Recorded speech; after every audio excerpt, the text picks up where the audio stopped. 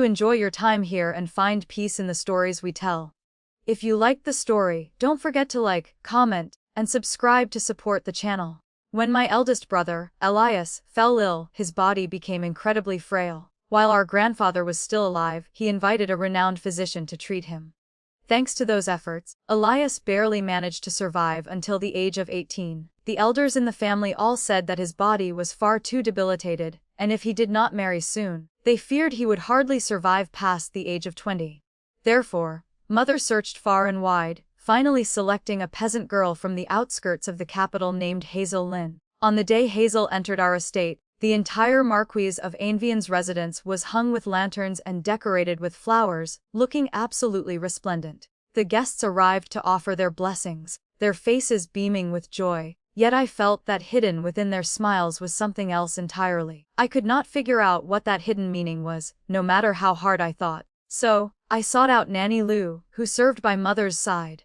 She was Mother's dowry maid, and there was nothing in the estate she did not know. Usually, if I did not understand something, I only needed to ask her to get an answer. However, this time she merely patted my head, sighed silently, and spoke not a word. Even when everyone escorted my brother and his bride into the bridal chamber, I still had not received an answer. That night, as I lay in bed, the faces of those guests kept appearing in my mind. I tossed and turned, unable to sleep. Finally, I threw a coat over my shoulders and walked softly to Mother's room. I had originally just wanted to sleep beside her, but the moment I stepped in, I heard her weeping. She cried that it was all her fault, and if not for her, Eli would not have to suffer like this. She lamented that everyone in the capital was now laughing at him, saying that he was a young master of a noble house, yet he had married a peasant girl with mud on her hands and feet. As she spoke, she cried even more intensely. Eli was my eldest brother. My parents had a deep affection for each other, but their luck with children was thin. It was not until my brother was 12 that I was born. Elias had been sickly since childhood, taking medicine all day long, while I was like a bean sprout. At 6 years old, I was still not as tall as Sebastian from the Duke's estate, and Sebastian was only 4 years old. Every time I thought of myself and my brother, a myriad of indescribable emotions rose in my heart. Mother often shed tears, constantly saying that it was all her fault, and that she had failed to raise us brothers well. I was just about to step in to comfort her when I suddenly heard Father sigh. He said that this child's astrological chart was the most compatible with Eli, and although she was a bit slow-witted, as long as she could live peaceful days with Eli, it would not be considered a bad thing. Hearing this, I suddenly realized the truth. Why did those guests smile like that? Now I understand. It turned out my brother's bride was a fool. Hazel Lynn was indeed unlike other women. She did not like me calling her sister-in-law and insisted I call her by her name. She did not know how to read, nor was she skilled at needlework. The things that noble young ladies were all well versed in, such as music, chess, poetry, and painting, were completely alien to her. She had never even seen a zither. Sebastian could recite the 3-character classic at 4 years old, yet she could not even write her own name. The morning after the wedding, when she offered tea to father and mother, she did not know how to perform the proper curtsy. She only knew how to bow her head and knock it hard against the ground. Seeing her kowtow so stiffly, I could not help but worry she might injure her forehead. However, she also had many precious qualities. She knew how to plow fields, sow rice, and was very skilled at raising chickens and ducks. Her cooking skills were also extraordinary. A simple white radish became a delicious dish in her hands. She sliced the radish into very fine strips, heated the oil in the pan, and fried it quickly. Then she would boil a pot of water, drop in a few eggs that had been fried golden brown, pour in the fried radish, cover the lid, and let it simmer for a while. In just a short moment, the fragrance permeated the entire kitchen, so alluring that I almost dropped my chopsticks when I took the first sip of the soup. Besides cooking, she also skillfully wove grasshoppers and small birds from leaves for me. She did not know how to manage the household and was somewhat afraid of father and mother, so she rarely went out during the day. When Elias sat in his room reading books and practicing calligraphy, she would sit to one side, her eyes drooping as if she were about to fall asleep. If she truly could not sit still any longer, she would shoulder a hoe and run to the adjacent garden, happily tilling every row of soil. That courtyard was originally arranged for her to live in, but she said it was too large and she was not used to living alone. So, Elias ordered people to move all her belongings to his courtyard, leaving an empty space in the yard for her to grow vegetables and raise poultry. Whenever she carried her hoe past my spot, I would find a way to escape the teacher's long lectures and secretly run after her. I stood watching her under the sun, diligently tilling the soil and planting vegetables, and I could not understand it. The estate had stewards specifically to handle kitchen matters and buy food, so why did she need to labor like that? I asked her why she was planting all this when the steward handled buying vegetables, and if it wasn't suffering to expose herself to the sun when it was so hot. Hearing me say that, she looked up at the sky for a moment. The sun was indeed very harsh. She ran to the pond, picked a large lotus leaf, and gently placed it on my head. Then she tilted her head to examine her work, and seeing that the sunlight no longer shone on me, she turned her back and continued planting vegetables as if nothing had happened. I watched her carefully bury each vegetable root into the ground, then tend to the small chickens and ducks, and somehow I ended up sitting there watching the whole afternoon. When I realized it was getting late, I intended to sneak back to my room to finish the homework the teacher had assigned. But as soon as I turned around, I saw Mother standing there, her expression as cold as ice. Seeing Mother, Hazel immediately put down her hoe and stood upright in her spot, not daring to say a word. Mother looked at her intently, her face revealing neither joy nor anger. Mother said that the maids in the estate told her that more than a month had passed, yet she had not consummated the marriage with Eli. It turned out the new maid in the estate named Maid Kara, whom Mother had assigned to serve in my brother's courtyard, had reported this. Nanny Lou once told me that Kara was one of Mother's most trusted people, in charge of important matters in the Marquis's estate. I did not understand what consummating the marriage meant, but just looking at Mother's expression, I knew immediately that Hazel must have made a mistake, just like I often did. Because every time I caused trouble, Mother had this same stern expression. Seeing Hazel remain silent, Mother raised her voice impatiently and asked if she despised Eli for his weak body. Hazel hurriedly shook her head and said it was not that. Mother's expression softened slightly, but she was still unhappy, asking why they hadn't consummated if she didn't despise him, reminding her she was brought here to live well with Eli. Hazel quickly looked up with an anxious face and explained that her mother said his body was weak and needed to be nurtured well, and they should wait until he was healthy before having children. Speaking of this, she suddenly stared at the chicks running around the yard and muttered that she had to raise these chicks until they were grown, then kill them for meat to nourish him, and then he would get better. Mother was stunned, fell silent for a moment, and asked if she was raising this poultry to nourish Eli. Hazel's eyes were still fixed on the running chicks, but she nodded gently. Hazel truly cared about my big brother. She knew he liked cleanliness, so she wiped his writing desk 3 times a day. The vegetables she grew were always served to him first.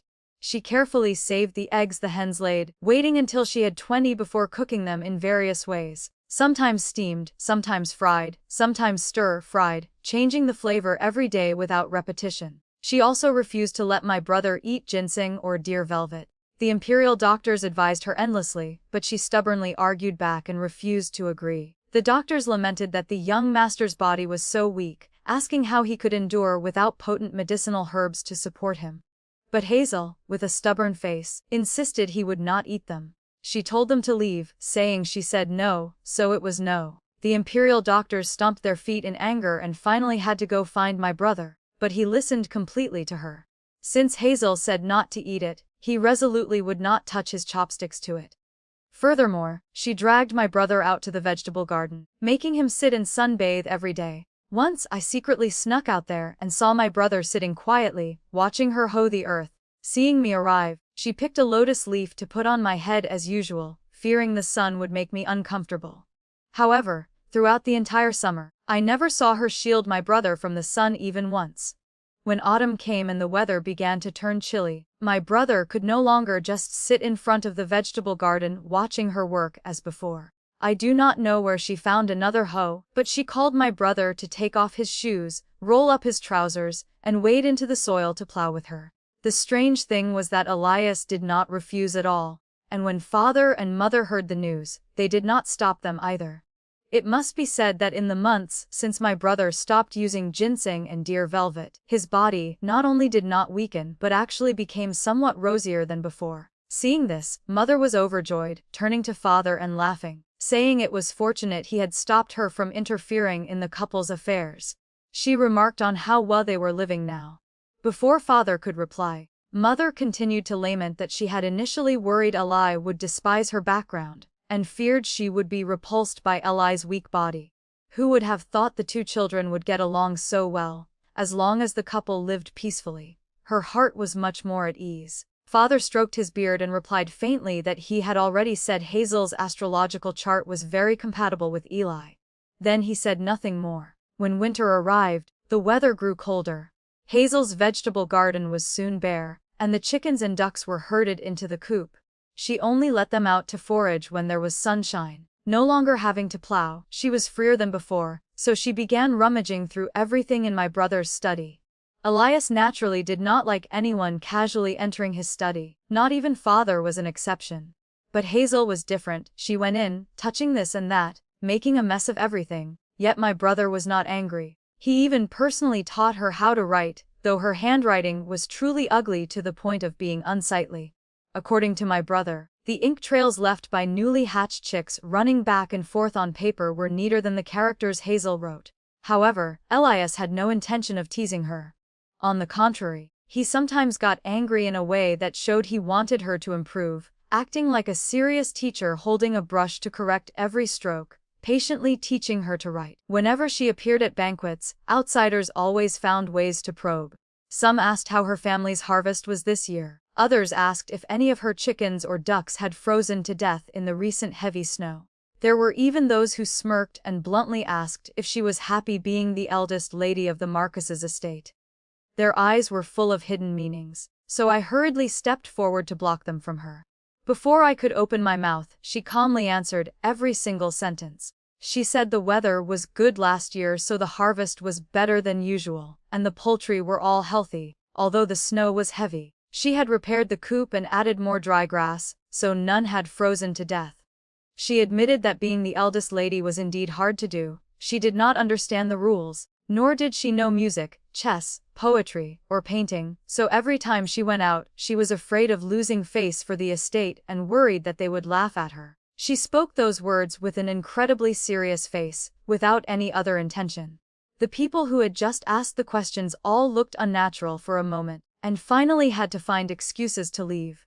On the way back to the estate, she was a bit anxious and hurriedly asked me if she had caused the Marquis's estate to lose face. I shook my head decisively and told her she hadn't. I said Hazel was very impressive. The whole banquet was full of officials, but she was the only one who knew how to grow vegetables and raise chickens. They weren't even as good as her, so not losing face was already good.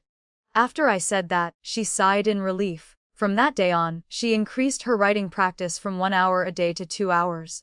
At that time, I thought that Hazel was absolutely not stupid. On the contrary, she was very smart.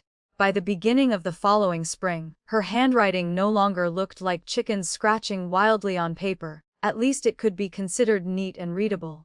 One day, she asked me and Sebastian how much silver it cost to hire a teacher for music, chess, calligraphy, and painting. She wanted to learn but didn't have enough money, so she thought about growing more vegetables to sell and saving up silver to invite a teacher. Sebastian looked at her hands, which were accustomed to manual labor, and felt a bit awkward, whispering that perhaps she shouldn't learn. He felt Hazel wasn't suited for learning those things. Those hands could plow the earth, raise poultry, and cook rice, but plucking a zither was truly not suitable. However, she refused to give up. Seeing her persistence, my brother dedicated himself to teaching her. From the Lunar New Year until April, she practiced painstakingly, yet the sound of her zither remained so unpleasant that anyone hearing it wanted to run away. As for painting, it was even needless to mention. Every time she showed me her drawings, I had to look and guess for a long time, yet I still couldn't figure out what on earth she had drawn. Sebastian and I played chess with her for months, but in the end, she still liked placing chess pieces in the empty squares, creating a chaotic board that followed no rules. Gradually, she let go of the idea of learning music, chess, and painting, focusing only on practicing writing and continuing to look after her small garden. However, before summer arrived, Mother stopped letting her carry the hoe and run all over the place. It was for no other reason than the fact that she had a little child in her belly. Hazel was pregnant, and the happiest person was my brother. For over a year, the two of them had been inseparable every day. Now that she was carrying a child, my brother was even more elated, to the point where he ate an extra half bowl of rice at every meal. That day, when Hazel went to the garden to check on the poultry, Elias spoke to father and mother. He said he must live well, for she treated him very well and he could not leave her alone. Hearing this, mother took her handkerchief to wipe her tears. He continued, asking them not to blame her for not understanding the rules or knowing how to serve others.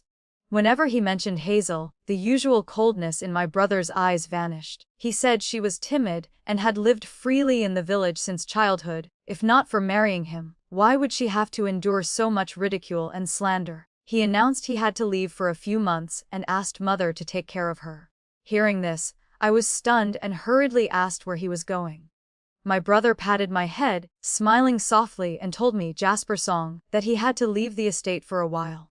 He said that while he was away, I must take care of my sister-in-law in his place and not be mischievous. 3 days later, Elias left the Marquis's estate.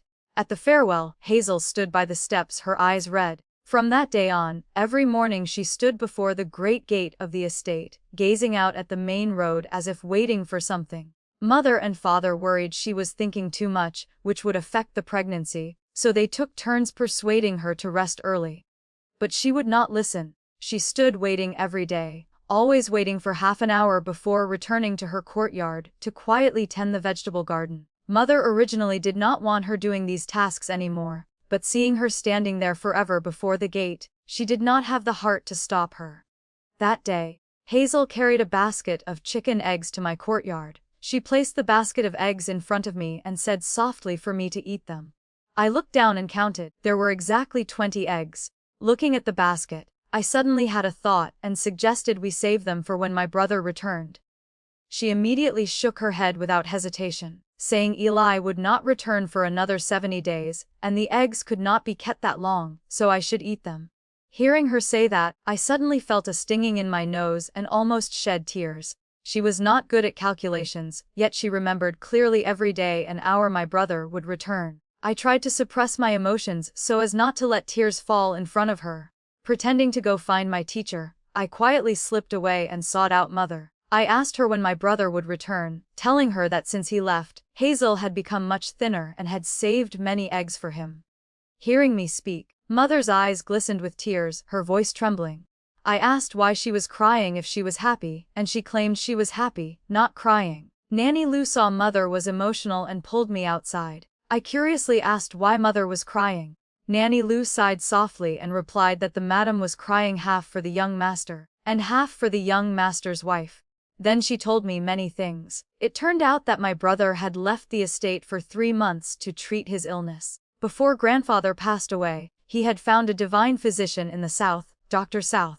But this doctor old and could not travel far, so my brother had to go there himself. Previously, Elias refused to go, saying that everything was fated and if the king of hell wanted to collect its stall, no one could stop him. But now that he had met Hazel, he had the will to live on, so mother was naturally overjoyed. However, Hazel was newly pregnant and my brother was going away for 3 months, so he surely could not bear to leave her either. Finally, Nanny Lou turned to me and said softly that I was truly thoughtful.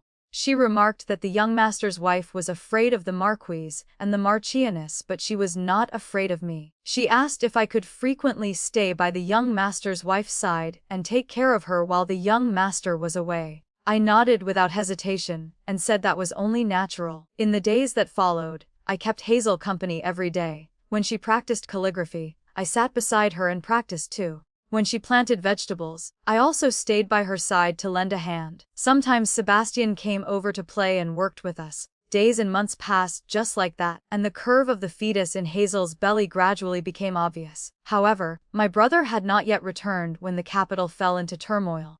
In late July and early August, people around the capital suddenly contracted an epidemic.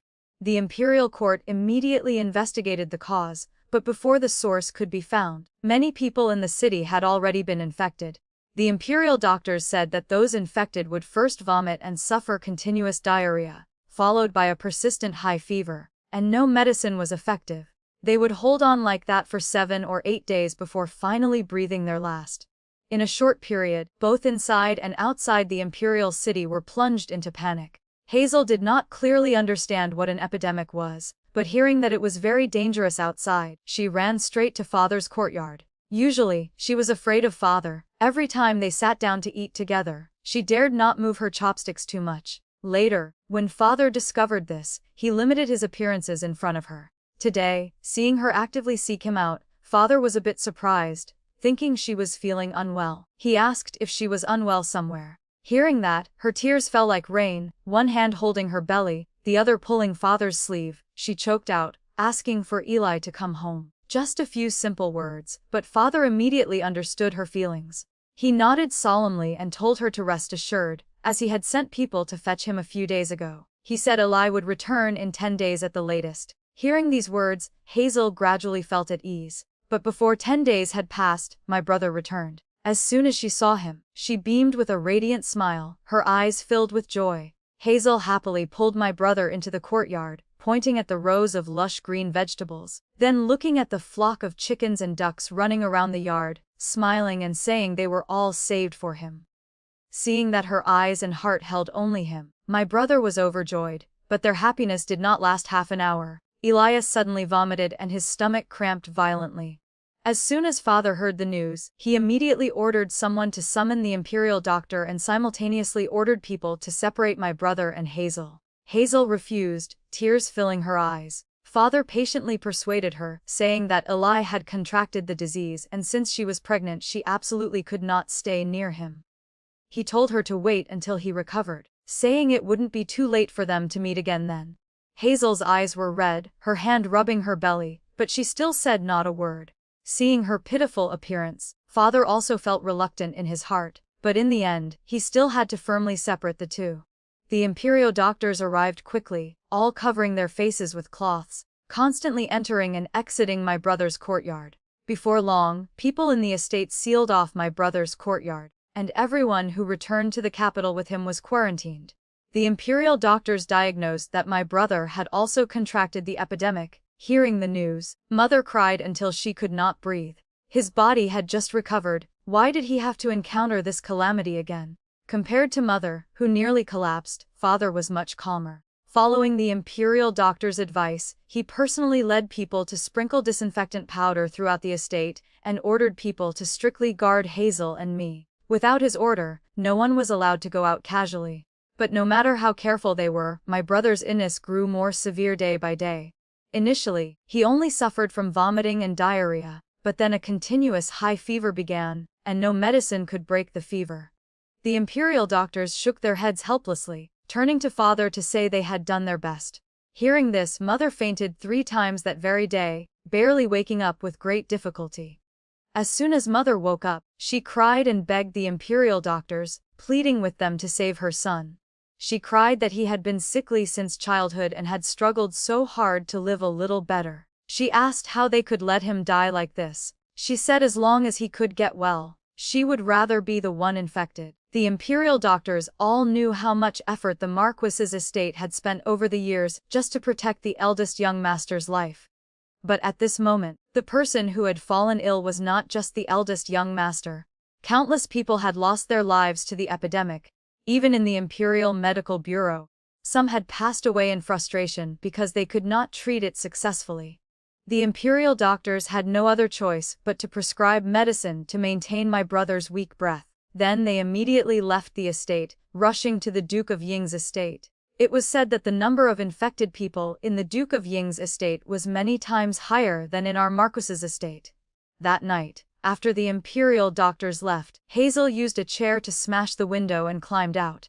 The maids and old servants saw her heavily pregnant, yet still intending to run out, and panicked to stop her. Hearing the news, father and mother rushed over, only to see her standing in the middle of the courtyard, her eyes red, every word choking in her throat.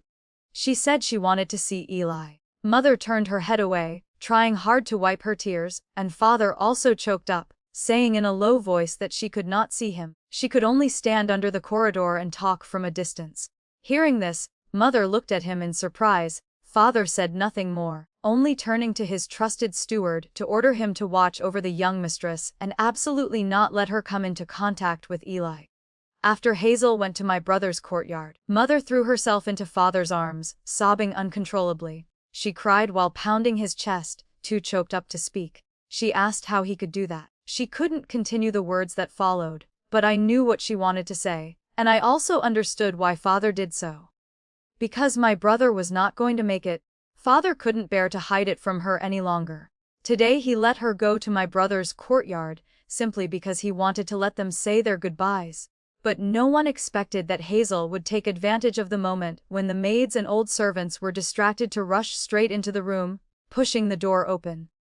When we ran there, she was already holding my brother tightly, and no one could pull her away. No matter who persuaded her, she refused to let go. Even when Father stepped forward, she was guarded, shaking her head and saying she would not leave. Father's eyes reddened, and he sighed softly, telling her she was still pregnant and could not take such a risk. He told her to be obedient and listen, saying Eli would recover very soon. She shouted that he was lying, that they were all lying to her, and that persuasion was useless. Father gradually looked towards my brother in panic, his voice trembling. He asked Eli what to do now. At this time, my brother was extremely weak. Seeing Hazel refusing to leave, he spoke slowly, saying that since it was so, just let her stay. He told Father to hurry out and remember to take the imperial doctor's medicine. Hearing this, Father finally left quietly. As soon as the door closed, my brother reached out to gently stroke Hazel's slightly messy hair, saying softly not to be afraid, that he would never leave her alone again. Hearing this, Hazel immediately nodded like a chicken pecking at rice. From that day on, only the two of them remained in my brother's courtyard. Every day, Nanny Lou went to the adjacent courtyard to pick vegetables and gather eggs, then brought the food to place before the door. Hazel carefully washed the ingredients, trying to cook the most delicious dishes for my brother, but he could no longer eat. She was not discouraged. Instead, she turned to tell Nanny Lou to go to the other courtyard and pick some different vegetables. Just like that, 3 to 5 days passed, and my brother became so weak that he didn't even have the strength to speak. Mother cried herself to exhaustion every day out of heartbreak and finally fell ill. Fortunately, besides my brother, no one else in the estate had been infected yet. The luckiest thing was that my brother had been infected for 10 days. Although his body was weak, he still retained his breath. Hearing the news, the Imperial Medical Bureau immediately returned to the Marquis's estate. Knowing that Hazel had been personally taking care of my brother all these days, they stood outside the door and asked her what she had fed the young master these past days. What did he drink? Hazel answered slowly that Eli couldn't eat rice anymore. She said she saw him looking like sick chickens.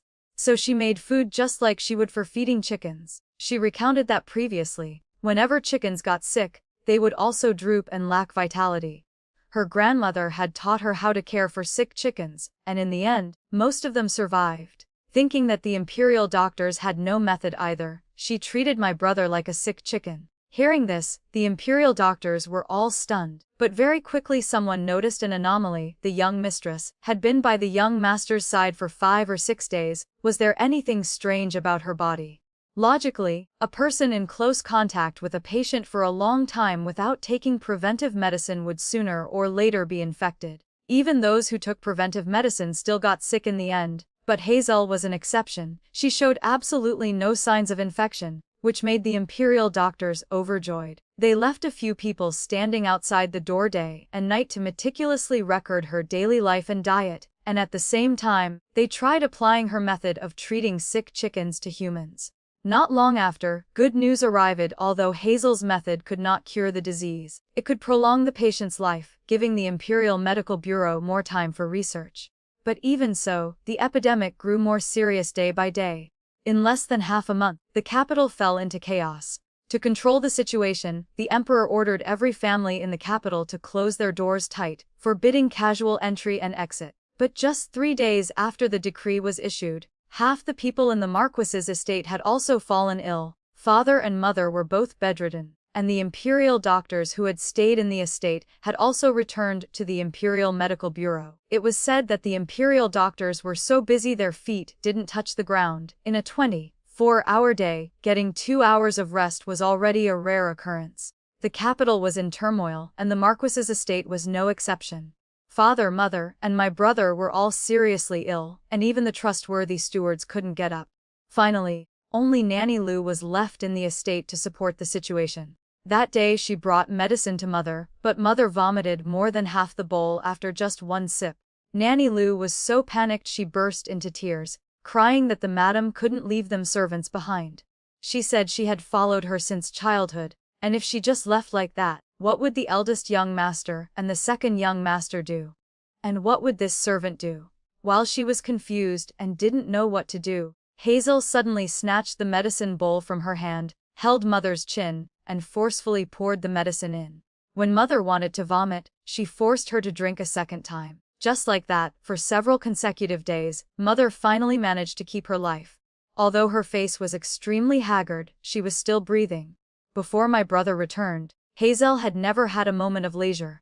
Now that more than half the people in the estate had fallen ill, she was even busier. Nanny Lou feared she would overwork herself and affect the pregnancy, so she told me to assist her. She brewed medicine, I watched the fire, she took care of my brother and Mother. I helped prepare warm towels, she prepared medicinal herbs, I helped her dry them. Before long, in just 6 or 7 days, I transformed from a fair-skinned boy into a child tanned dark by the sun. Seeing me visibly darken, she worried even more. She said I was already thin, and now that I was sunburned, I looked even thinner. I grinned at her, showing my teeth, saying Hazel wasn't afraid of the sun, and neither was I. She said nothing, only looking at me silently.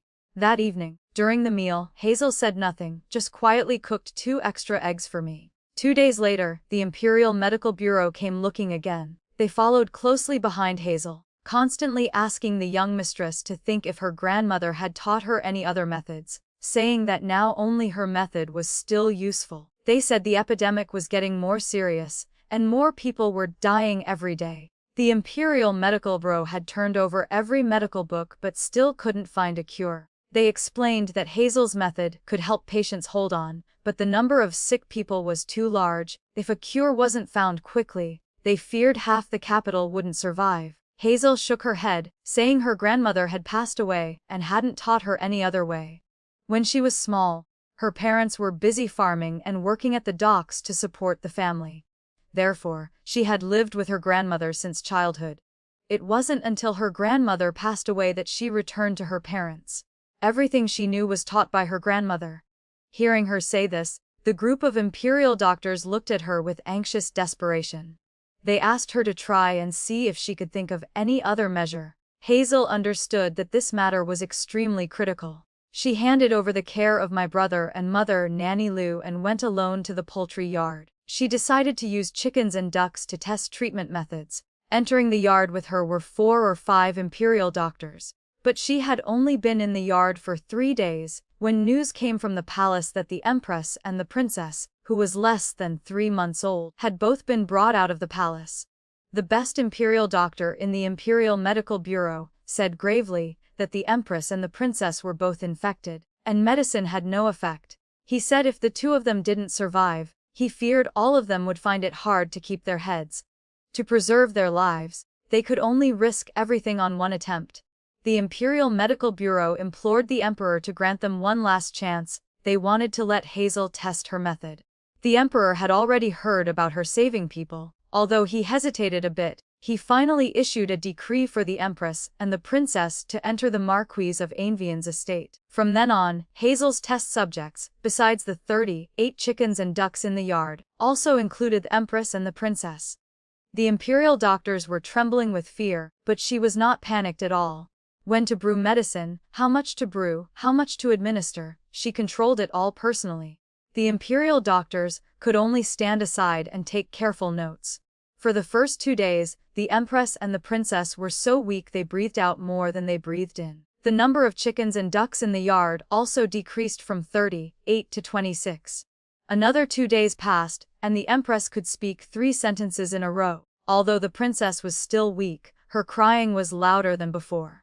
The number of chickens and ducks in the yard was down to 13. But the biggest good news was that after my brother drank the medicine concocted from the chicken Hazel tested, he was able to get out of bed on his own.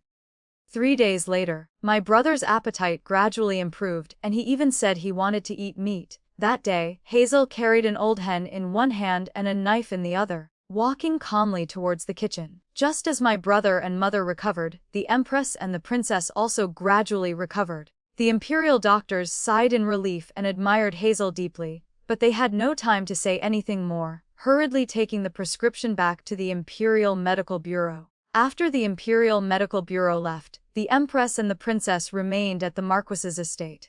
Firstly, because the epidemic in the palace had not yet ceased, so returning to the palace at this time would not be safe. Secondly, because the Empress truly loved the food Hazel cooked. So, Hazel was no longer busy concocting medicine, but started bustling around the stove.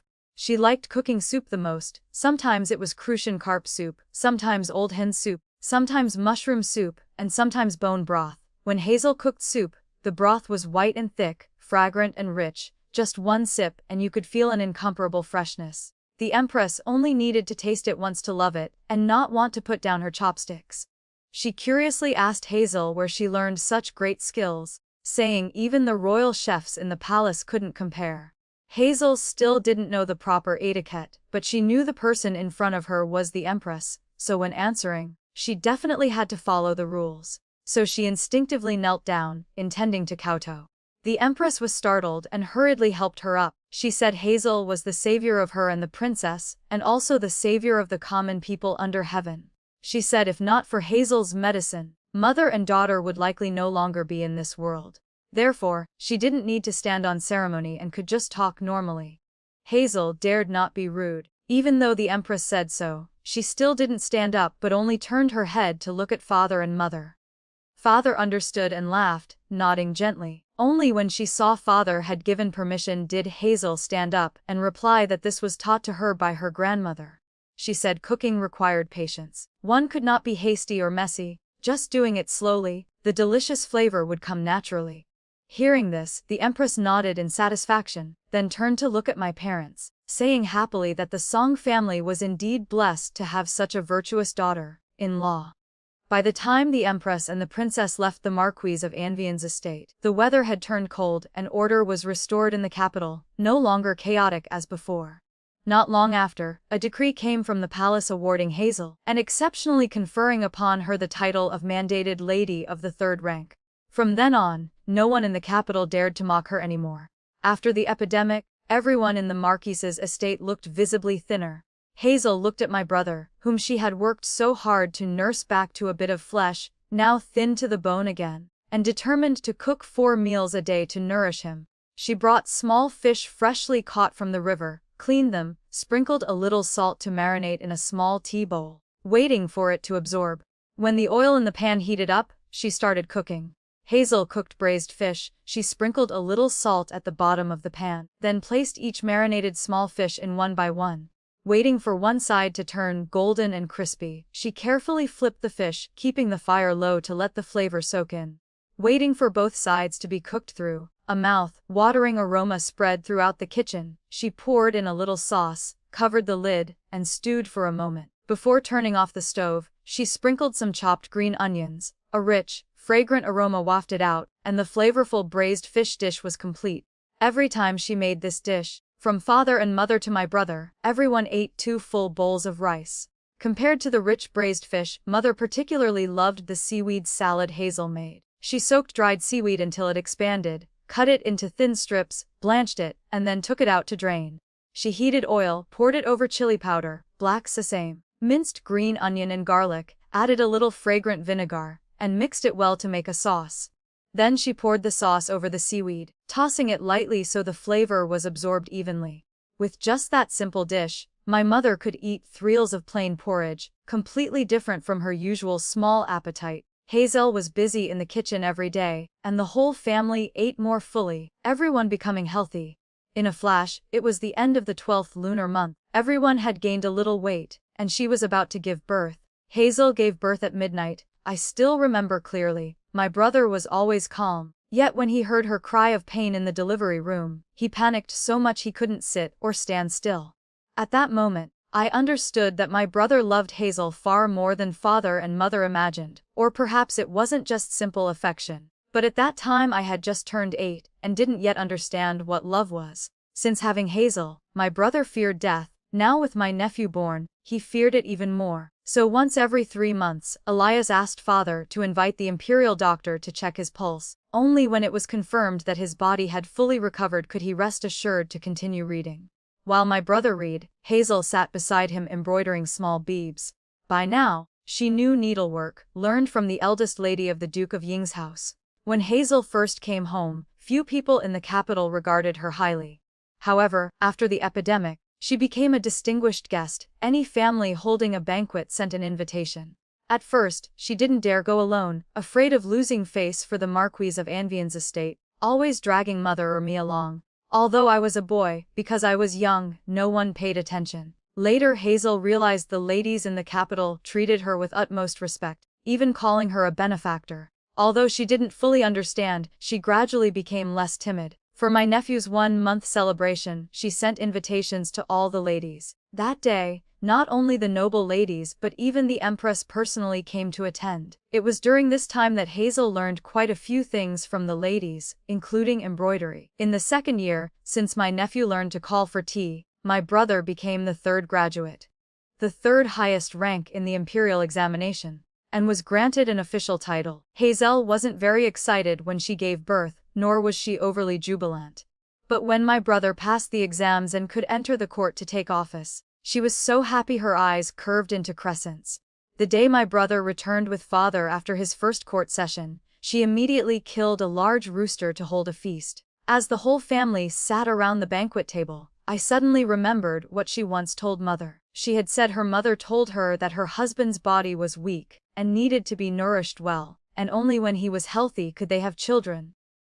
Many years had passed, and my brother had indeed been nurtured very well by Hazel. From a weak body, my brother was now much stronger. Even I, who was just a tiny bean sprout, had grown much taller in just a few short years. We thought peaceful days would pass just like that, but by the beginning of the following spring, Hazel suddenly panicked. Every day she stood in the yard looking up at the sky, and the more she looked, the more uneasy she became. But when asked why she panicked, she couldn't say clearly. Seeing the situation seemed unstable, my brother immediately sent people to the villages in the outskirts to inquire about news. In less than 2 days, the person sent returned to report. He reported to the Marquis that he had traveled through dozens of villages and asked many old farmers. They all said that this year the heaven and earth showed signs of abnormality. Upon hearing this, father immediately set off for the Stargazer Tower. The Stargazer Tower was the residence of the imperial preceptor. Father believed that the old farmers in the village were people who lived by observing the sky, having toiled in the fields for years, so they absolutely would not joke about this matter. Upon arrival, father learned that the Directorate of Astronomy and the imperial preceptor had noticed anomalies since before the Lunar New Year. The emperor had also issued a decree early on, ordering agriculture officials in all prefectures to increase planting and stockpile grain for this year. The reason this was not announced publicly was the fear that spreading the news would cause panic and chaos among the people. After returning from the Stargazer Tower, father immediately ordered the farms belonging to the Marquis's estate to increase cultivation and stockpile more grain. Hazel had been in the family for many years and had never asked father or mother for anything, but this time she actively asked mother for 500 taels of silver. After giving the silver, mother asked what she needed so much money for. Hazel clutched the banknote tightly, her voice trembling, saying she felt uneasy in her heart. She said her mother told her that this year they must plant more rice and raise more chickens and ducks, otherwise they wouldn't survive this calamity. A few days earlier, my brother saw Hazel eating poorly and sleeping restlessly, so he personally petitioned the emperor for leave to take her back to her maiden home for a few days. Mother also knew the court was urgently preparing to deal with the natural disaster, but she didn't expect that even Hazel's maiden family, people who worked in the fields all year round, would have such foresight. Although Hazel only spoke of protecting her small family, for commoners, being able to maintain their own lives during difficult times without causing further trouble for the court, already extremely precious.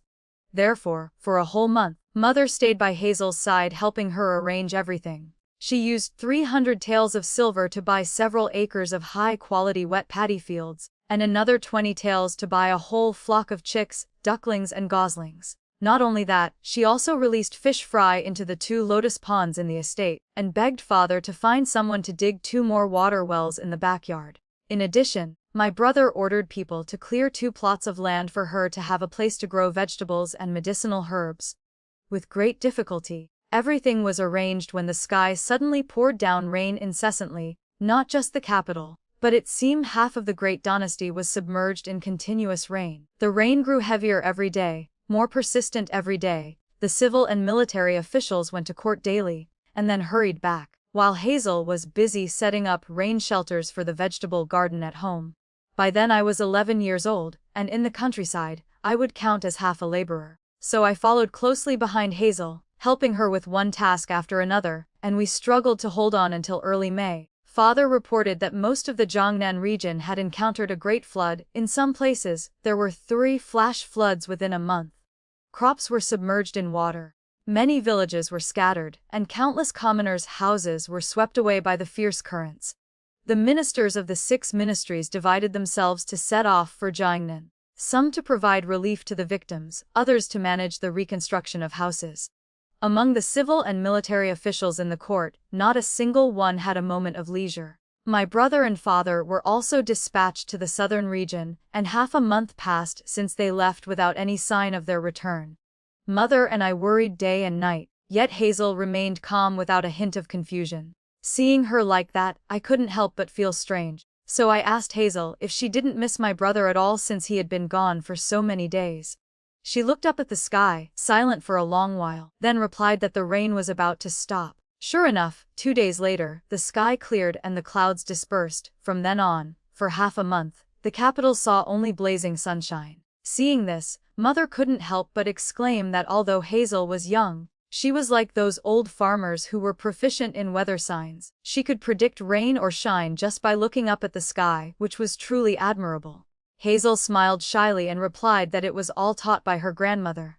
At that moment, I suddenly wished to meet her grandmother once. If Hazel was this impressive, then the person who taught her must be even more brilliant. Father and my brother returned from the southern region, visibly thinner. Hazel spent every day preparing delicious dishes, taking half a month to nourish them back to some semblance of health. By now it was June, the weather was inherently hot, and with another half-month without a drop of rain, everywhere was like a furnace, and the water in the estate's lotus ponds receded visibly. Only then did I suddenly realize why, months ago, Hazel had insisted father have people dig more wells in the backyard.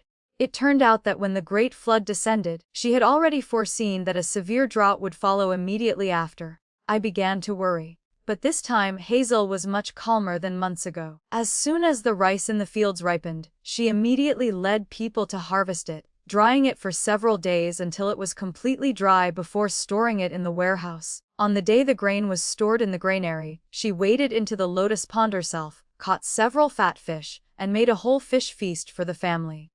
Not long after the banquet, father and my brother entered the palace for an audience again. For many days, there was no sign of father and my brother returning. Worried for Hazel, mother held her grandchild all day, standing and waiting at the main gate. It wasn't until late at night that father and my brother returned to the estate.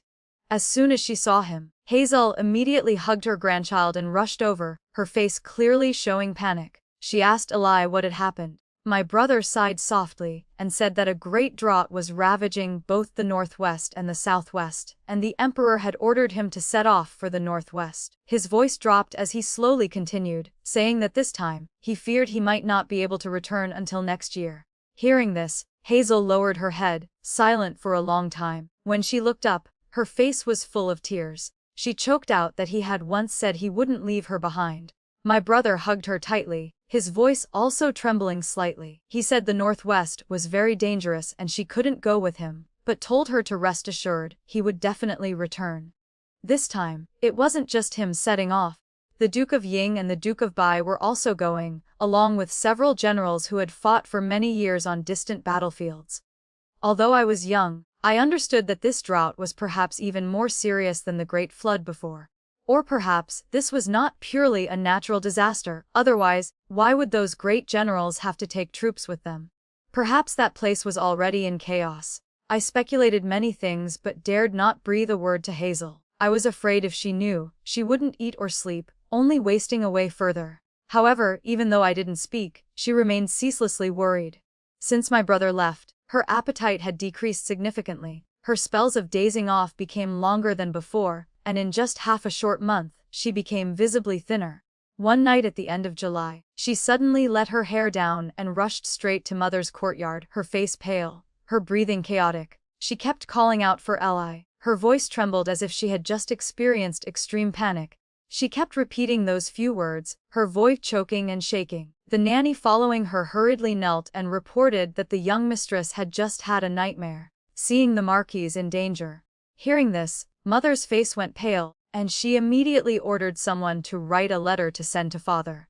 Because she knew Hazel and my brother shared a deep connection, if something ominous hadn't truly happened, she would never be this panicked. Indeed, her premonition was not wrong. In the northwest and southwest, two chaotic lands, the vassal kings took advantage of the raging drought to raise troops in rebellion, capturing many court officials as hostages to force the great generals to yield.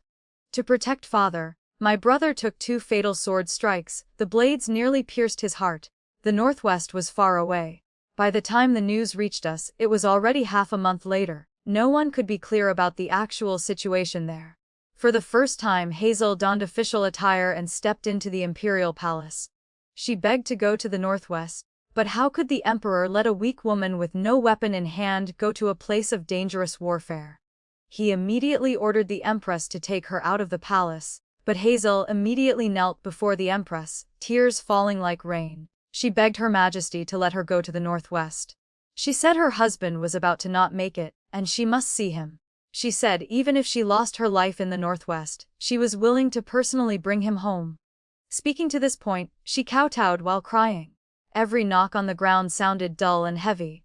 The empress watched, unable to hold back tears. During the year staying at the Marquis of Anvian's estate, the empress had long known that Hazel was someone who understood no etiquette or rules, but now, to go to the northwest to see her husband, she had learned all the etiquette of the palace. The empress could imagine how many times Hazel had practiced before entering the palace, how many times she repeated these words, just hoping to see the emperor. In the end, the emperor could not bear to refuse. The empress personally led her to see the emperor. That very night after leaving the palace, Hazel immediately set off towards the northwest. The two vassal kings had secretly mined silver and raised armies. Under their command were over 10,000 elite soldiers. Plus the terrain was treacherous and the court generals were unfamiliar with the land, so this battle was incredibly difficult. When Hazel arrived, the Grand Army had just won a victory, taking down an elite camp of the vassal king, but by this time, my brother was so weak he couldn't leave his bed.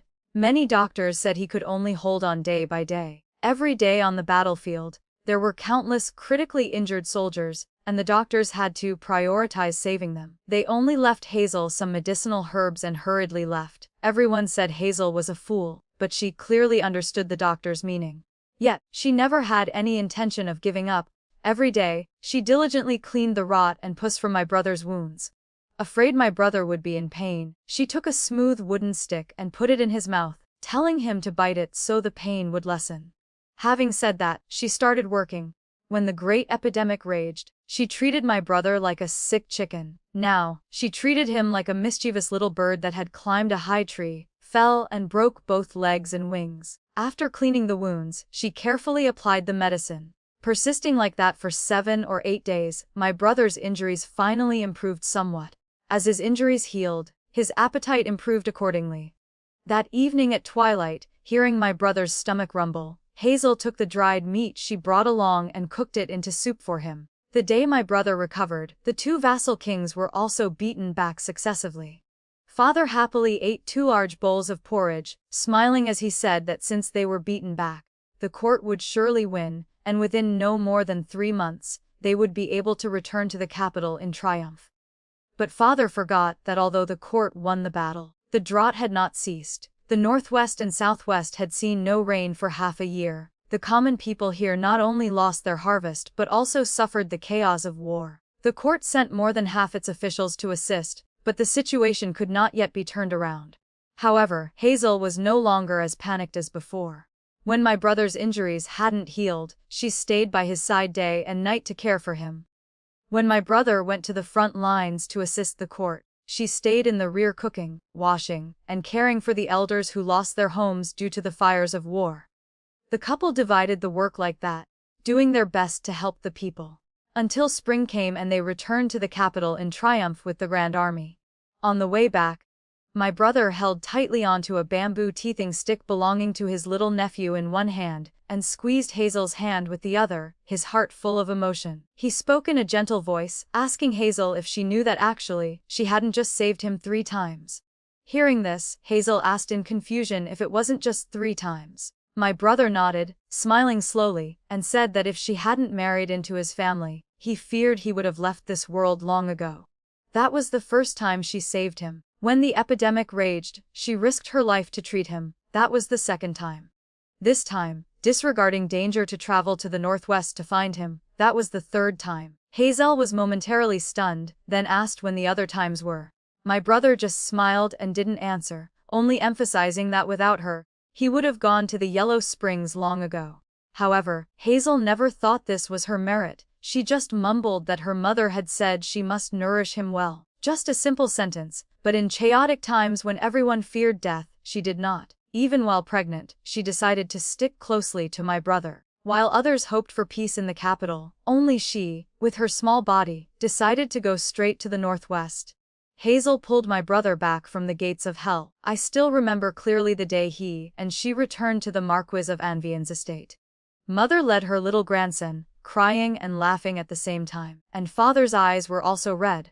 When I was 17, father fell critically ill, supporting his weak body. He entered the palace to ask for a decree to pass the title to my brother. The day my brother officially inherited the title, father said to Hazel that the Song family had today, not only thanks to their glorious ancestors but also thanks to her merit. He said if she hadn't saved the Empress and the Princess, and saved the common people from the epidemic, how could the Marquis of Anvian's estate be so heavily relied upon by His Majesty? Speaking to this point, he turned to my brother and said the burden of the estate was now handed over to him. Father only had a lingering breath left. Living one day was out of the King of Hell's respect for that day, but later he must take good care of Hazel, and take care of Mother. After finishing his words, he called me closer. He said, "Jasper, you have also grown up. Whether you choose literature or martial arts, Father is at peace. Only your marriage, in the future, must be decided by your sister-in-law." To me, Hazel was not just a sister-in-law, a confidante, but also a relative like a mother. I had no objection to letting her decide my marriage. Mother also agreed, saying my sister-in-law might not have read many books, but her heart was kind, and she had a keen eye for people. The person she chose would certainly not be wrong. Father's body weakened day by day. To set his mind at rest, Hazel immediately began arranging my marriage. She and Mother went to the Duke of Pei's estate to discuss with the eldest lady of the Pei family. The next day, the news spread throughout the capital. From everywhere in the capital, families with daughters of marriageable age sent invitations inviting Hazel to their estates for tea. However, before she could go, the Empress arrived in person. For a long time, she had kept etched in her heart the grace of saving her life and the princess's. Hearing the news that I was about to be betrothed, she didn't beat around the bush and asked straight away. She said now that Hazel was the mistress of the Marquis's estate, Jasper's marriage was naturally for her to decide. The Empress simply wanted to ask if she found her Pearl worthy of Jasper. The name Pearl that the Empress mentioned was the little princess who had stayed in our estate for over half a year. Mother was stunned upon hearing this, while Hazel hesitated a bit. She said, "Your Majesty, Jasper is quite a few years older than Princess Pearl." Mother saw her truly considering this matter and was so scared she nearly fainted, hurriedly kneeling to kowtow. She begged Her Majesty for forgiveness, saying Hazel had a simple heart and accidentally spoke offensively to her and the princess, hoping Her Majesty would be generous and forgive. The Empress laughed and immediately helped Mother up. She told the madam to stand up, saying every time she came to the estate she never maintained a stern appearance. Hazel was the savior of her and Pearl, so there was no need for excessive ceremony. However, she also knew that with Mother there, it would be hard to discuss matters satisfactorily with Hazel, so she ordered the palace maids to invite Mother outside. Waiting for everyone to withdraw, the Empress spoke gently, saying that although Pearl was younger than Jasper, if Jasper was willing to wait, she was also willing to wait. Hazel silently thought for a long time, then replied asking if she could discuss it with Jasper first, and enter the palace tomorrow morning to give an answer. The Empress knew well that she raised me like her own son, so she just smiled and nodded, saying that was fine, and tomorrow she would send someone to pick her up to enter the palace. At dinner that evening, in front of my brother, Hazel spoke seriously. She repeated every word of the Empress, then turned to ask me if I was willing. Before I could answer, she took the letter the Empress left and offered it to my brother. After reading it, my brother calmly placed the letter in my hand, saying I should decide this matter myself. In the letter, the Empress stated clearly that even if I became the Emperor's son, in law, I could still enter the court as an official, whether following literature or martial arts, everything would be according to my wishes, but for this position, I had to rely on my own ability to seize it. The Emperor and Empress would absolutely not show favoritism. After reading the letter, I passed it to father. He looked at it silently for a while, then said in a serious that his opinion was the same as my brother's, if I was willing. Tomorrow mother and Hazel would go into the palace with me to give the Empress a clear answer. But whether I married the princess or not, my future must still be grasped by my own hands. I bowed my head and nodded firmly once, then looked up at Hazel. I said I was willing. Hearing this, her lips curved slightly into a radiant smile. She said Pearl was a good child and worth waiting for. In her eyes, I was a good child, and Princess Pearl was too. The engagement between the princess and me was set in the autumn. As for Hazel, that winter she gave birth to Theo. 2 joyous events followed one another, and father's spirit was much lifted because of it. By the following spring, Theo began babbling, learning to speak, while Hazel remained as usual, either tending chickens and planting vegetables, or busy in the kitchen cooking. Days passed peacefully like that. Until one day, a foreign envoy stepped into the estate gate. The princess from the north, upon seeing Hazel, immediately raised her voice loudly, saying the Marquis was wise and divinely martial, versed in both literature and martial arts and proficient in poetry and books, so Hazel did not deserve him. As soon as the words were spoken, Hazel was stunned, turning to look at me in confusion, asking what this meant. Before I could reply, the northern princess spoke up again, saying she had chosen him to be her husband. Hearing this, Hazel was astounded for a long time, then raised her eyebrows and said, "Isn't this blatantly robbing someone else's husband? Even the dogs in her village wouldn't behave so rudely." One sentence made the princess flush red with anger, but Hazel still maintained an incredibly sincere face, absolutely without half a hint of mockery. She said seriously that Eli was her husband, they had promised each other that no one would leave the other, and she would not yield him to her. The northern princess wanted to say more, but at that moment my brother hurriedly rode back from outside. As soon as he dismounted, he rushed over, shielding Hazel, and said in a deep voice that before His Majesty, he had made it clear that in this life he only had one wife, and that was Hazel Lynn. The northern princess stomped her foot in anger, saying she was just a fool who basically didn't deserve him. Hazel poked her head out from behind my brother Potted, and said she wasn't stupid. My brother held her hand tightly, looking resolutely at the princess, saying this matter ended here, and the princess should not drag it on further. The northern princess was still unreconciled, but my brother gave her no chance to reboot, immediately calling someone to escort her back to her residence. That evening at dinner, Hazel didn't eat much, seeing her dazed. The next day, my brother feigned illness and took her back to her maiden home to pick wild vegetables. Since forever, whenever she was in a bad mood, Hazel liked to pick vegetables and make wild vegetable buns.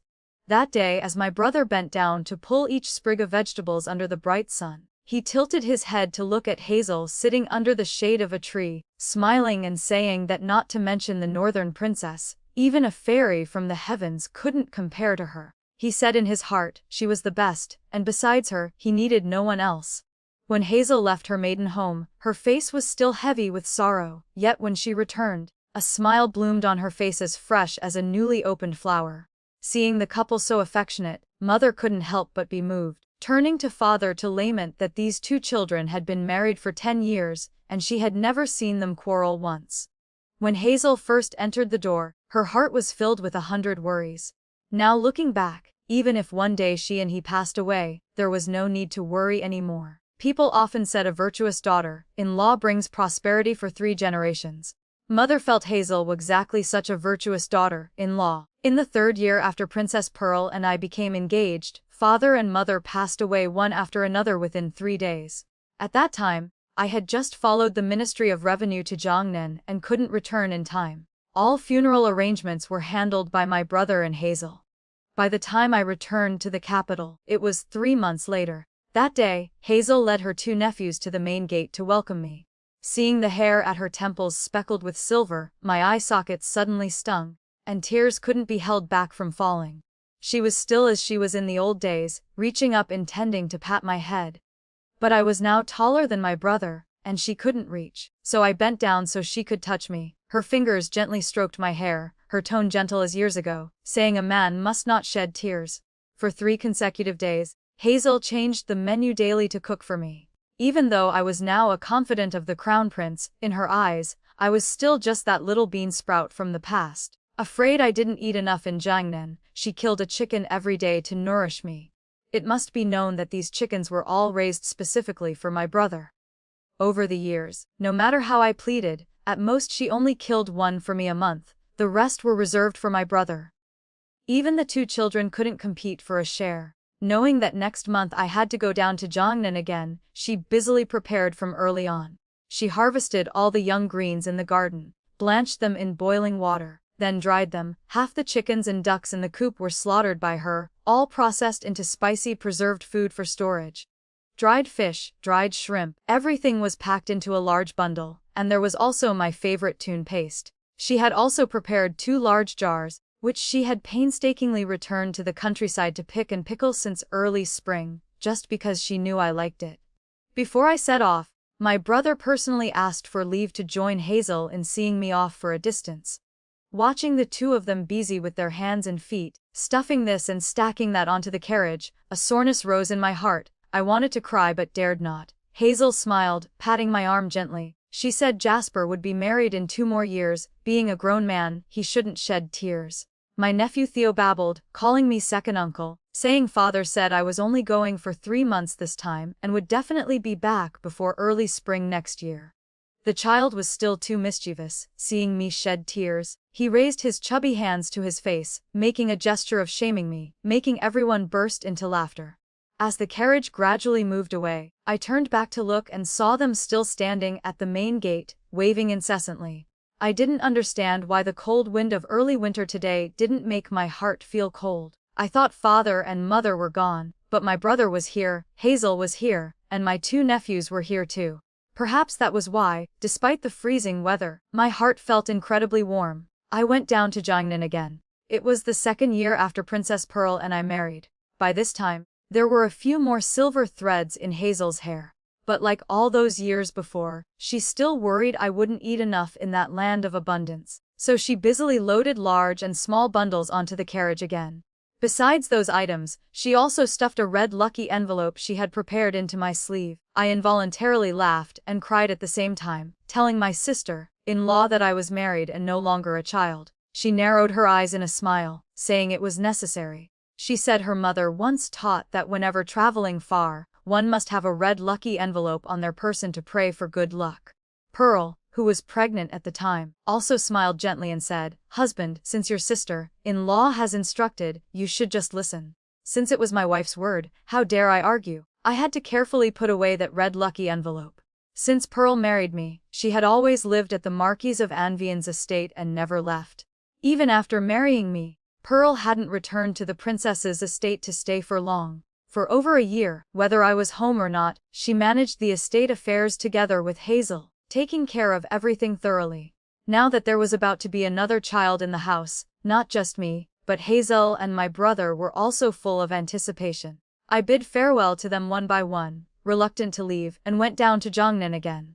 When I returned, it was just in time for Pearl to go into labor. After years of walking in the officialdom, having judged countless treacherous officials and held hundreds of lives in my hands, yet at this moment standing before the delivery room door, my legs went soft and I couldn't lift them.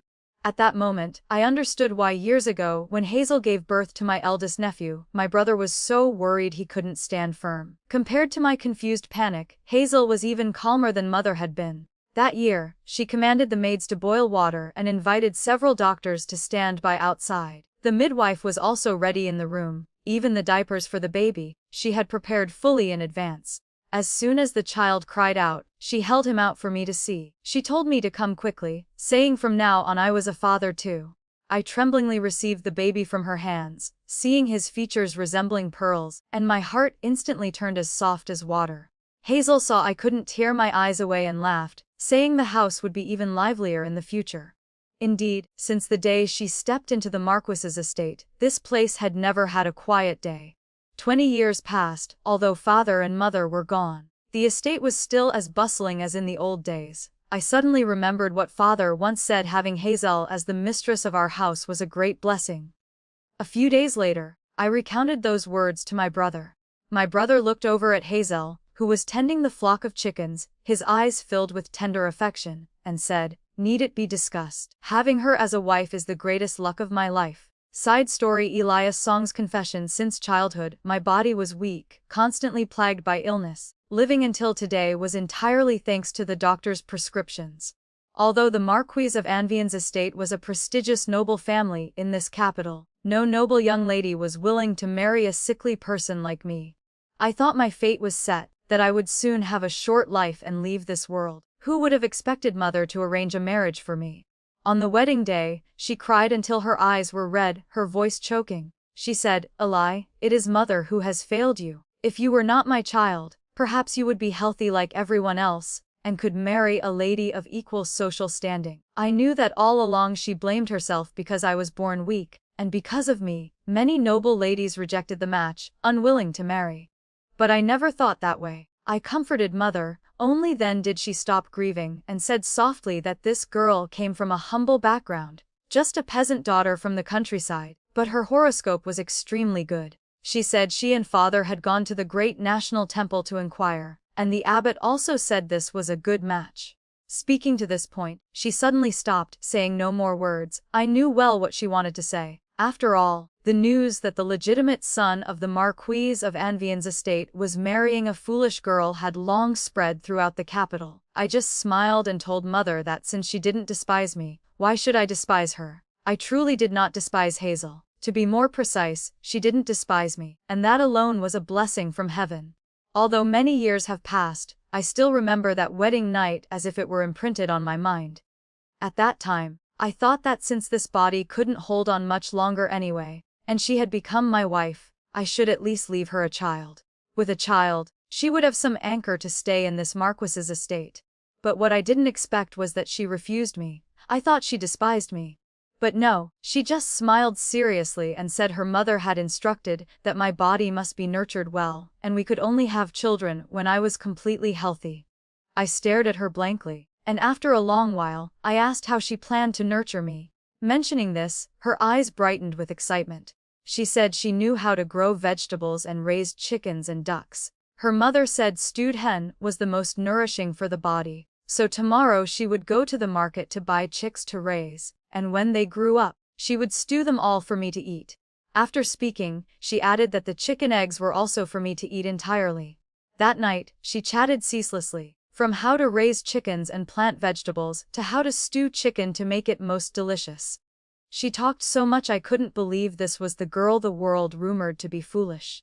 Hazel was incredibly good to me, so good that I thought I was dreaming. Whatever was delicious, she saved for me first. Every time she went to a banquet and came home, she chirped away, telling me the things she saw and the people she met. Even when she found a few worms while tilling the soil, she happily ran over to show me. Gradually, I realized I could not leave her. Before marrying her, I had long prepared myself to face death, but now, I don't want to die anymore. No, more correctly, I couldn't bear to die. Because Hazel's heart held only me, she wholeheartedly took care of me, so how could I leave her alone? I absolutely had to live, so I decided to go to Jiangnan to treat my illness. That was the first time since our marriage that I had to leave her, and also the first time she saved my life. But unexpectedly, not long after returning, I contracted the epidemic. Hazel was heavily pregnant, yet she took care of me day and night without leaving. At that time, I could no longer hold on. Feeling both miserable inside and afraid of burdening her, I became despondent and didn't want to take medicine. Who would have thought she would get angry, her eyes red, glaring at me and shouting that if I didn't listen, I deserved a beating. This was the first time she was angry with me. I looked at her round belly, hesitated in my heart for a long time, but finally picked up the medicine bowl and drank. In the days that followed, I obediently drank the medicine. Even if I vomited immediately after drinking, I dared not skip it. However, she still refused to talk to me, only silently brewing medicine, never missing a single bowl. In a few short days, she also became much more haggard. Waking up in the middle of the night, I saw her sitting quietly by the bed, slowly wiping sweat for me, and after a while turning to brew medicine. I suddenly felt afraid, not afraid that I wouldn't survive, but afraid that if I truly left, how would Hazel live? How would she continue life alone? So I gritted my teeth. No matter how bitter the medicine was, I drank every bowl. Hazel also persisted in holding on with me. When the imperial doctor checked my pulse again, I had finally managed to keep breathing. Although my chance of survival was unclear, at least I was no longer on the verge of death. That night, in my stupor, I heard sobbing by the bed. Her voice choked, her small hand gripping my sleeve, every sound feeling like it cut into my heart. She said, "Eli, you must live. If you die, I will be very scared." Married for nearly 2 years, this was the first time I heard her say she was scared. I opened my eyes, pulled her into my embrace, and said hoarsely, "Don't be afraid, I won't die." A few days later, the Empress and the Princess were brought into my estate. Hazel asked me tremblingly if this was really the Empress. Before she could finish her sentence, she was so panicked she stuttered. Hazel was worried to the point of trembling. She asked me what to do if something actually happened. I laughed, gently stroking her cheek, saying not to fear. If anything happened, I would shoulder it for her. So she took out the medicinal herbs she had stockpiled for so long to test, and finally saved the Empress and the Princess, saved half the Marquis's estate, and saved countless commoners. After the epidemic, she was granted the title of Mandated Lady of the Third Rank. Her fame spread far and wide, and everyone in the capital respected her. That year, she saved me for the second time. Not long after I entered the court as an official, the Northwest and Southwest fell into chaos. 2 vassal kings seized the opportunity to raise troops in rebellion. The emperor dispatched many loyal ministers to suppress the rebellion, including Father and me. The fires of war erupted. Father almost lost his life, and I risked myself to block 2 fatal sword strikes for him, becoming critically injured. The night I was injured, Hazel dreamed I was covered in blood. According to my younger brother, the next day, she immediately entered the palace to beg the emperor to save me. The emperor didn't want to let a weak woman risk her life, so she knelt before the empress's palace, kowtowing unknown times. I only know that when she hurried before me, the wounds on my body were festering heavily. She cried while stuffing the wooden ring our son used to gnaw on when teething into my mouth, then gritted her teeth, holding a knife to personally cut away all the necrotic flesh on my wound. After applying medicine and dressing the wound, she finally burst into loud tears, crying until she was exhausted and fainted. Waking up, she acted as if nothing had happened, still diligently bandaging and changing medicine for me. When I got better, she busied herself helping the military camp cook, wash, and care for the wounded soldiers. At that time, the military camp was full of injured people. Outside the camp were starving refugees, and there were even wild beasts lurking in the dark. Yet she was never afraid, never retreated. She said I was her husband, and even if she had to die, she would go with me to the end. She spoke those words with incredibly steadfast eyes. Gone was the image of the woman mocked by others as being born with a foolish mind. After my injuries improved, the 2 vassal kings were also escorted back to the capital. We followed behind the grand army, returning to the capital leisurely and slowly. On the way, I suddenly asked her, "Hazel, have you ever regretted marrying me?" I had always thought that if she hadn't married me, perhaps she wouldn't have had to go through those days of anxiety and fear, nor endure the ridicule of the world.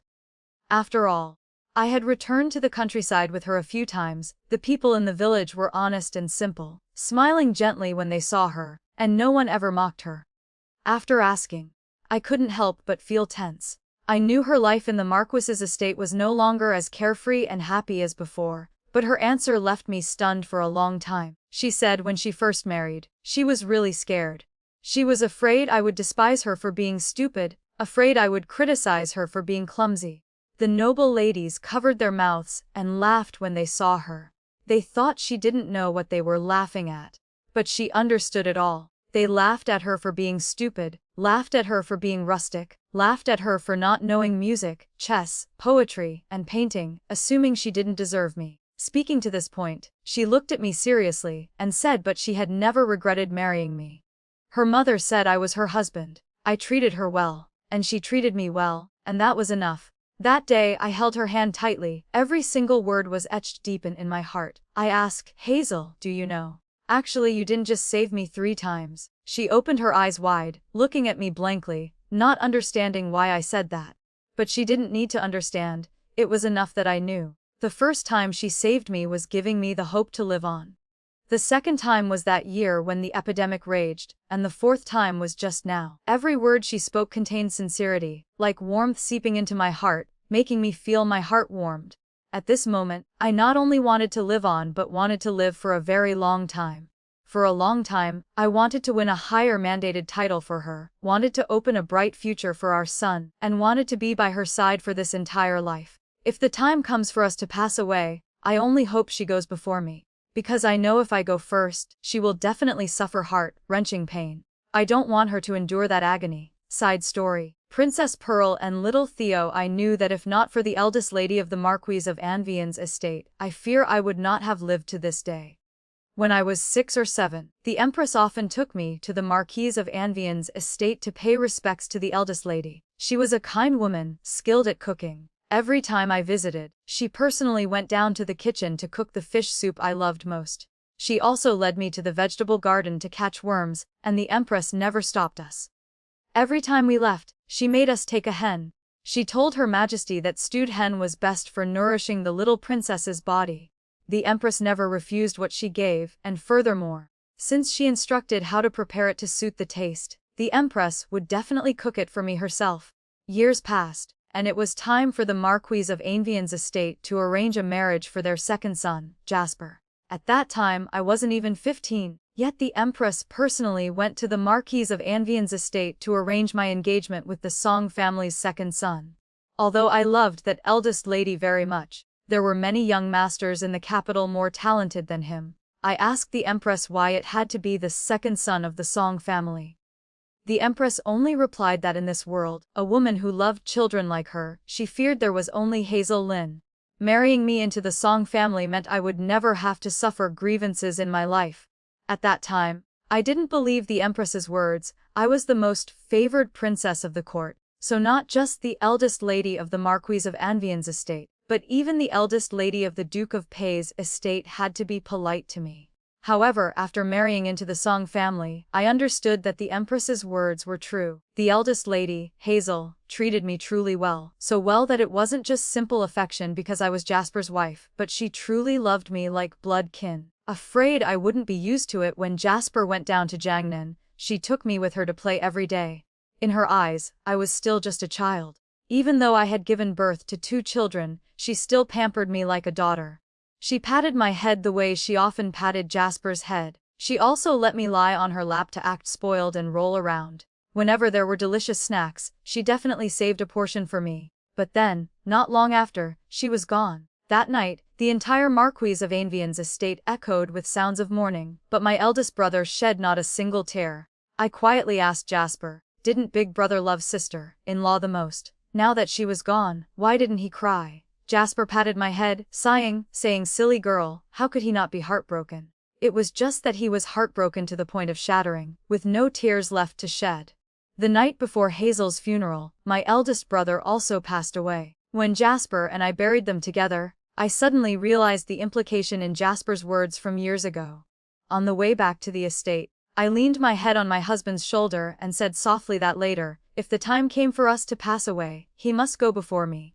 Jasper frowned, asking why I was saying such things when everything was fine. I replied seriously that in the past, it was Hazel who saved my life. She loved everyone connected to her beloved and protected me all her life. If we truly had to part, then I must be the one to stay behind. My eyes were quiet, my voice firm, telling him to wait for me down there, wait until I arranged everything up here, and I would go find him. Having said that, I silently prayed in my heart. Oh heavens, you answered Big Brother's wish, so please answer my wish too. True wisdom often disguises itself as simplicity. While the world mocked Hazel for her lack of sophistication, Her genuine heart and unwavering resilience became the anchor that saved her family time and again. This story reminds us that love is not about matching status or intellect, but about the courage to stand by one another through sickness and war. In a life filled with uncertainty, the greatest strength lies not in power or prestige, but in the quiet, steadfast commitment to nurture and protect those we hold dear. Ultimately, a pure heart is the strongest shield against life's greatest storms. The story ends here for now. If it touched your heart or left you thinking, I'd love to hear your thoughts in the comments. Please like, subscribe, and share Raccoon Tale to help more stories come to life. See you in the next tale.